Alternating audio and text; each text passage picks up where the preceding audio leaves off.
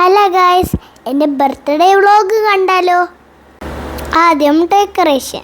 Aesthetic ഡെക്കോറിൽ നിന്നാണ് ഇതൊക്കെ അയച്ചു തന്നത്. എൻ്റെ ബർത്ത്ഡേ തീം സിൻഡ്രല്ലയാണേ. നമുക്ക് ഡെക്കറേറ്റ് ചെയ്യാൻ എല്ലാ സാധനങ്ങളും അവർ അയച്ചു തന്നിട്ടുണ്ടായിരുന്നു. അതുകൊണ്ട് നല്ല ഈസി ആയിരുന്നു.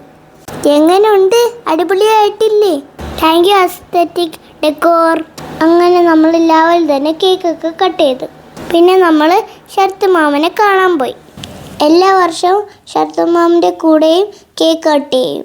കേക്കൊക്കെ കട്ട് ചെയ്ത് ശരത്ത് മാമൻ്റെ അടുത്ത് ടാറ്റയും പറഞ്ഞിട്ട് നമ്മൾ അവിടെ നിന്ന് ഇറങ്ങി.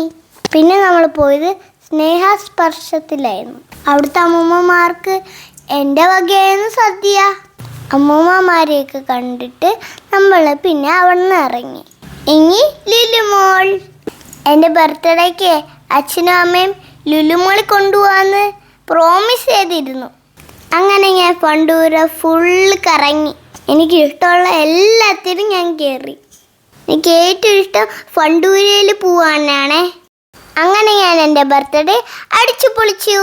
ഇത്രയേ ഉള്ളൂ എൻ്റെ കുട്ടി ബ്ലോഗ്. ടാറ്റാ.